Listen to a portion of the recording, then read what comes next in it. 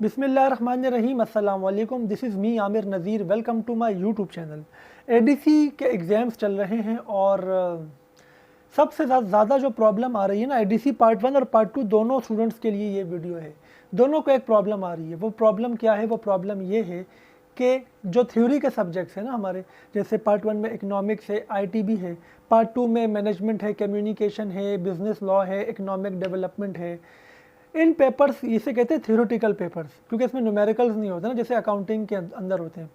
हम इसको सॉल्व कैसे करें? 3 घंटे में कितना लिखें? सर हम कितनी हेडिंग्स लिखें? क्वेश्चंस क्या होते हैं? सर हम कितनी हेडिंग्स लिखें? सर हम एक हेडिंग में कितना लिखें? सर हम कितने देर में एक क्वेश्चन अटेम्प्ट करें? सर शॉर्ट नोट आ जाए तो कितना लिखें? ये क्वेश्चन आप सबके माइंड में आते हैं, चाहे आप पार्ट 1 के स्टूडेंट हैं या पार्ट 2 के। तो इस वीडियो में मैं ये सब बताने लगा हूँ अपने पर्सनल एक्सपीरियंस की बेस पे, जो मैं पढ़ा रहा हूँ अपने स्टूडेंट्स को, जो मुझे उनसे पता चलता है, जो टीचर्स के साथ मेरा कोऑर्डिनेशन है, जो कॉलेज के टीचर्स हैं, जो पेपर चेक करते हैं, उन सब को मद्देनज़र रखते हुए I am telling you the right way to attempt theoretical exam. तो इस चैनल को ज़रूर सब्सक्राइब कर लें और बेल आइकन को भी प्रेस कर लें, ताकि आपको हमारे आने वाली मज़ीद वीडियोज़ का नोटिफिकेशन मिल सके।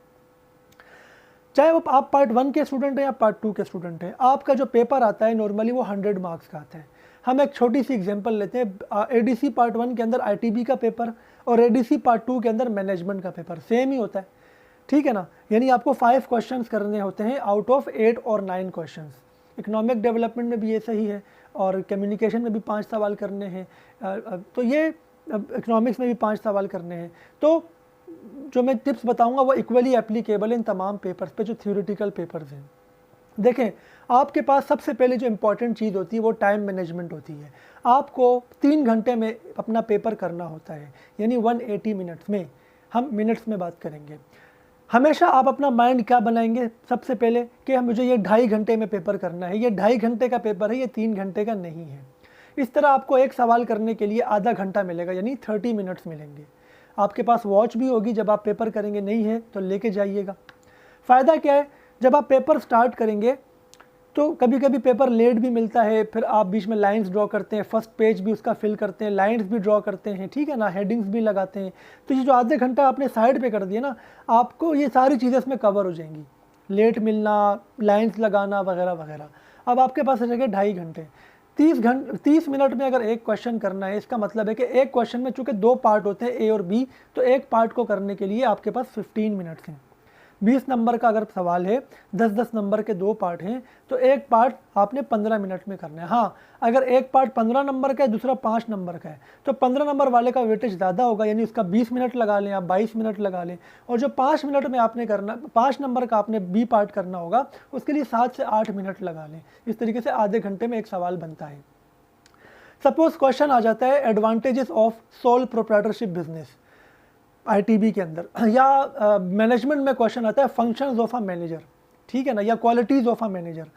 अब आपने कितनी हेडिंग्स डिफाइन करनी है? एक क्वेश्चन जो 10 नंबर का होता है उसमें आपको 5 से 6 हेडिंग्स डिफाइन करनी होती है। क्यों? क्योंकि एक हेडिंग के 2 मार्क्स होते हैं, तो 5 हेडिंग के बनते हैं 10 मार्क्स। यानी आपने 10 हेडिंग डिफाइन नहीं करनी, पेपर पूरा नहीं हो पाएगा। अगर आप 10 हेडिंग डिफाइन करेंगे तो ये बहुत ज़्यादा हो जाएगा। तो 5 से 6 हेडिंग, यानी एक एक्स्ट्रा हेडिंग डिफाइन कर लें अगर टाइम है, वरना 15 मिनट में 5 हेडिंग आराम से डिफाइन हो जाएंगी। एक हेडिंग के लिए आपके पास 3 मिनट्स होंगे। और एक हेडिंग में कितना लिखना है? सर एक हेडिंग में 5 से 6 लाइनें मैक्सिमम लिखनी है आपने। 5 से 6 लाइन में एक हेडिंग डिफाइन करेंगे और 5 हेडिंग्स आपकी इस तरीके से तकरीबन 10 नंबर की 5 हेडिंग्स हो जाएंगी और एक हेडिंग में 5 से 6 लाइनें होंगी। 15 मिनट में करना है। कभी कभी ऐसा होता है हम काम कर रहे हैं और 15 मिनट गुजर जाते हैं और अभी हम चौथी हेडिंग पे हैं। आप चौथी हेडिंग पे भी इसको छोड़ सकते हैं और अगले क्वेश्चन पे चले जाए, क्योंकि आपको पेपर पूरा अटेम्प्ट करना है।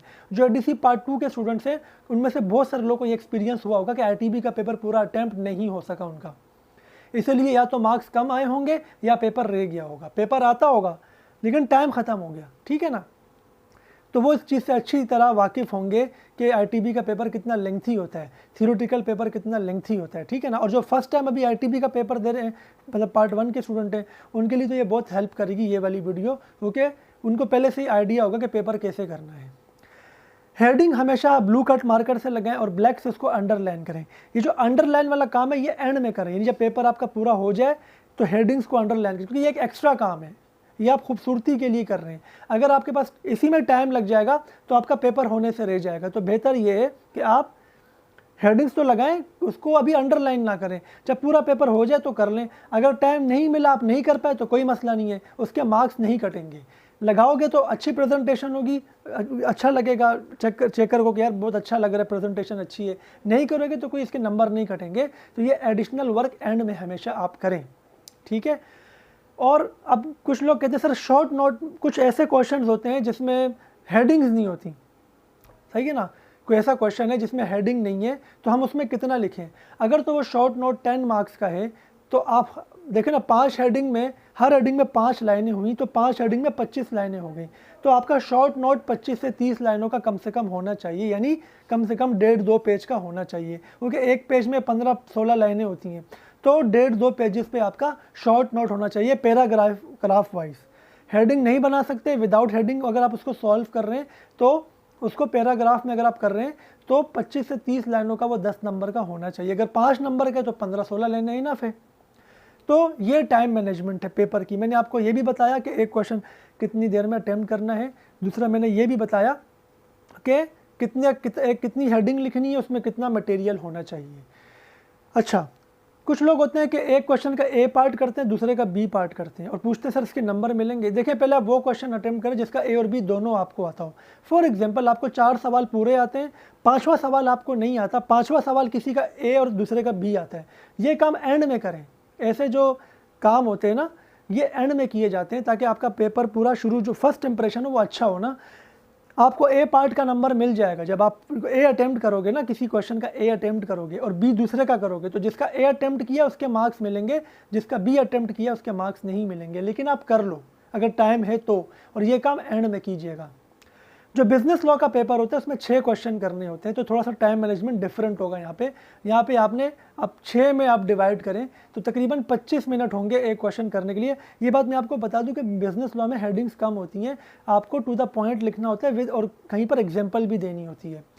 एक मिसअंडरस्टैंडिंग ये कि सर सेक्शंस भी याद करने होते हैं या नहीं, तो सेक्शन याद नहीं करने होते। आप लॉ के स्टूडेंट नहीं है, आप एडीसी के स्टूडेंट हैं, तो बिजनेस लॉ के सेक्शंस नहीं याद करने, डेफिनेशन ज़रूर आपने याद करनी है। एग्जाम्पल हर हेडिंग के साथ देने की ज़रूरत नहीं है। एक क्वेश्चन में अगर 5 हेडिंग्स हैं तो 2 के साथ आप दे दें एग्जाम्पल, यानी 1 या 2 या 3 एग्जाम्पल आप दे दें। आप हर हेडिंग के साथ एग्जाम्पल देंगे तो बहुत मुश्किल होगा पूरा पेपर अटैम्प्ट करना।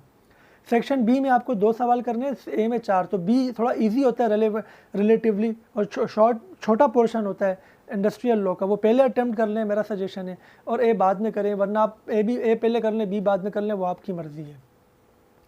तो ये मैंने आपको कुछ टाइम मैनेजमेंट के हवाले से बताया। क्वेश्चंस हमेशा जब भी आप स्टार्ट करें ए और बी, तो ए जहाँ पे ख़त्म हो उसके नीचे से बी स्टार्ट कर सकते हैं हेडिंग लगा के, लेकिन जब बी ख़त्म होगा अगला नया क्वेश्चन आप करेंगे तो नेक्स्ट पेज से करेंगे।